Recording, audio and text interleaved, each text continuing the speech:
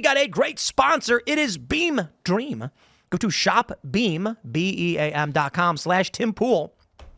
Guys, for many of you, sleep struggle is real. You're wired after a long day, tossing and turning. You wake up at 3 a.m. Your brain keeps you awake. It seriously impacts your focus and energy. Now there's Beam, specifically the Dream product. Think guilt-free, delicious hot chocolate with natural sleep-supporting ingredients like magnesium and L-theanine. No sugar, low calorie, tastes amazing. You drink it before bed and the difference is huge. Fall asleep faster, stay asleep longer, and wake up actually feeling rested with no grogginess. When incorporating Beam Dream into your nightly routine, you could notice a significant improvement in how refreshed you feel each morning and how much more productive you are during the day. Wake up before your alarm and feel like a better version of yourself. Go to shopbeam.com/TimPool for up to 35% off today. Use promo code TimPool. And I got to stress, I've been talking about the sleep for the past few weeks. You need your deep sleep for your muscle regeneration. You need your REM for your brain. Don't take your sleep for granted, man. A lot of people are talking about all this healthy stuff they do, and they're like, I can't, it doesn't work. I've been exercising, I'm eating right, but it's not working because you're not getting sleep or hydration, but sleep is a big factor. Here's a story from ABC News. Trump claims Biden's pardon for January 6th committee are void. Legal experts disagree. Oh, do they really? I love this subheader. He alleged without evidence they are invalid because signed by AutoPen. I just want to, just real quick, like what ABC News? He alleged without evidence that they're invalid because signed by AutoPen. So there's no evidence to that. It was signed with AutoPen. What are you talking about? That's a fact. The question is whether or not it should be legal or not whether or not it's true. We know it's true. These people are nuts. They have to insert this thing everywhere they go because they're insane.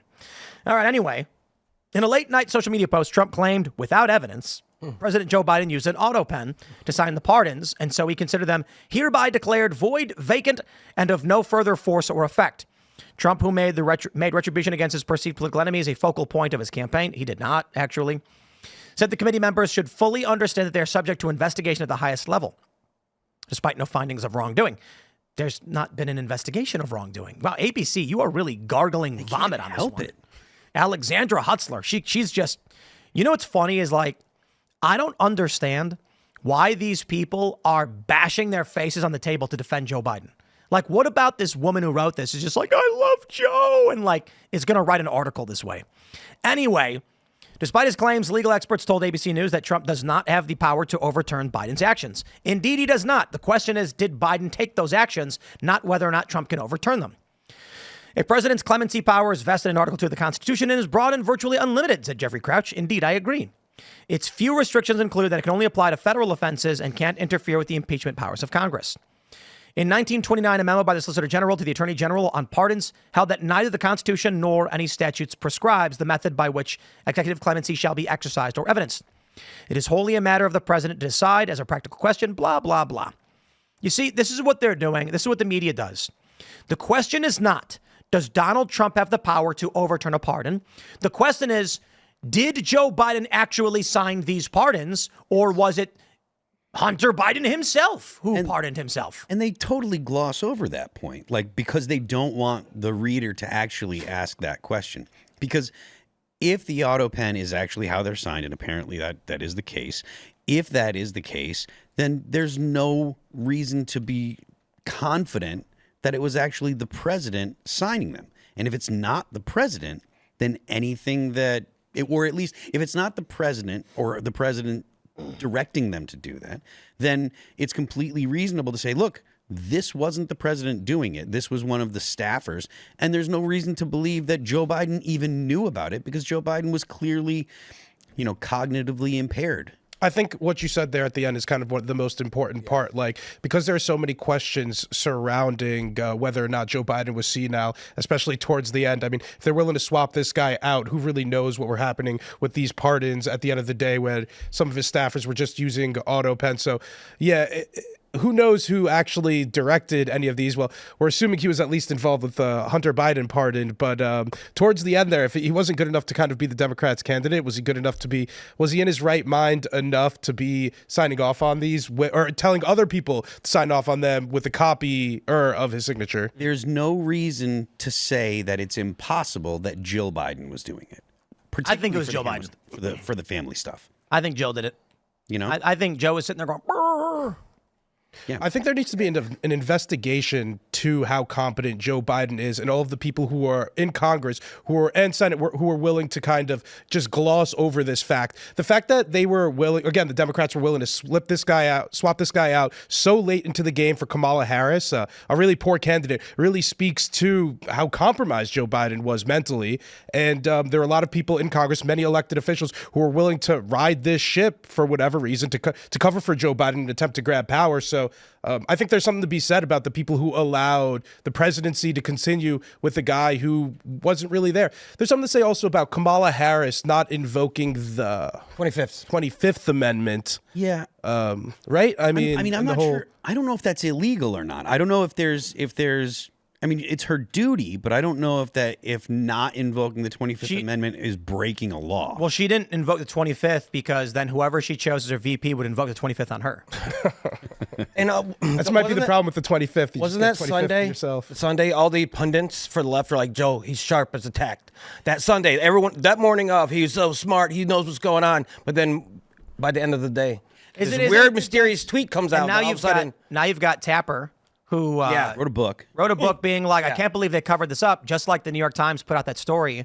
We were lied to about the COVID origins. Like, no. You guys were lying to yourselves. You're nuts. Moreover, I just listened to an interview with Chuck Schumer where he still said, like, no, every time I saw Joe Biden, he was very well put together and everything seemed fine until the debate. So apparently we're supposed to believe that everything was la-di-da and great and Joe Biden was completely competent and coherent just until the debate. And that was the first time anybody's ever seen Joe Biden in that state, which is ridiculous. And again, people like Chuck Schumer, I don't know how he has the gall to say that right now, the chutzpah, frankly, to say that.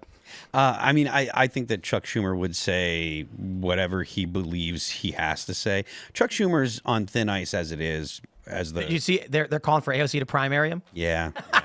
And I mean, look, it's that gives Republicans a chance in New York. I mean, if AOC to run for Senate, you think so? In the if it were AOC, yes. Yeah. In the CNN poll, AOC's number 1 at 10% and Kamala Harris is number 2 at 9%.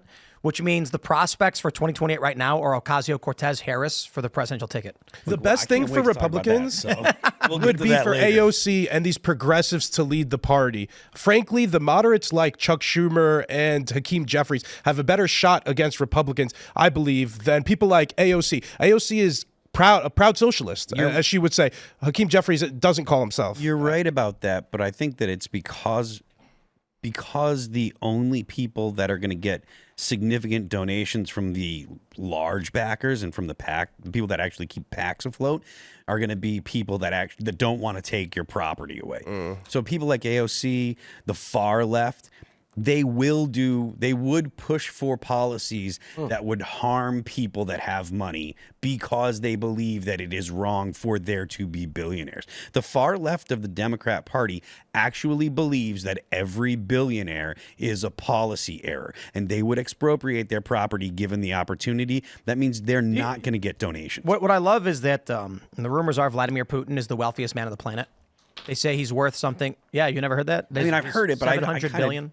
I always thought that it would be like the Saudi royal family, like the king of Saudi Arabia. I think Putin makes a lot of sense. Yeah? They argue that most of his wealth is hidden by the Russian government, but that because of his control of the system, his wealth is estimated maybe near $700 billion. Wow. My point is, whether or not that's true, certainly heads of state have tremendous, massive power. They sit here and they complain. Donald Trump, what was the Krasenstein tweet about? Donald Trump's flying on Marine One to go play golf or something. And they're like, that flight's going to cost $2 million. And I was like, so to all the liberals who are upset about the billionaires, they want to consolidate all of that power and wealth within the government and then have a president who has 500 times more power. Is that your point? They might argue, but at least they're accountable. No. We can sue anybody. Everybody's accountable here. There's no argument. They're nuts. Whatever. In all fairness, the golfing is kind of worth it because Trump works hard and he needs to rest. So take some of that stress off. He's going to come back the next day better. He has been busy. He deserves busy, it. yeah. Trump deserves it. So it's a good cost. Did you guys see Trump was golfing while he ordered that Houthi strike, and then like they showed him like a video of it as it's happening in his golf setup, and he was just like, "Oh yeah, great, all right, next shot." And did you see that interview he did last year with Tim Pool, where he said he would not bomb Yemen? I did see that. I'm glad he had a change of heart. No, but I see. Dave Smith tweeted it out, and with all due respect, because Dave is a smart guy, the circumstances are a bit different between now and then. The bombing of American vessels and ships has changed the circumstances, so now it's getting a bit more intense. I think 90% of world shipping was avoiding the Red Sea as a result of Houthi actions.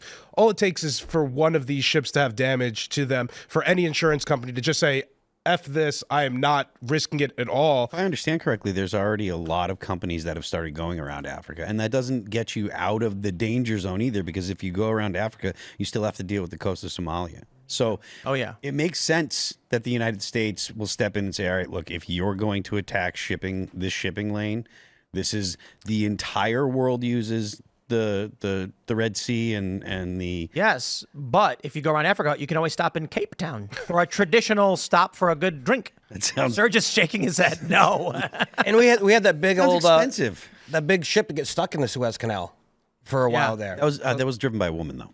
Was it really? I don't know. Did you guys see Trump put out a Truth Social where he said a further attack by the Houthis would be construed as an attack by Iran? So this is liable to escalate quickly. All right. We might need to pull another Qasem Soleimani strike, inshallah. Thanks for checking out this clip from Timcast IRL. Make sure to watch the show live Monday through Friday at 8 p.m. Subscribe to this channel, and we will see you all there.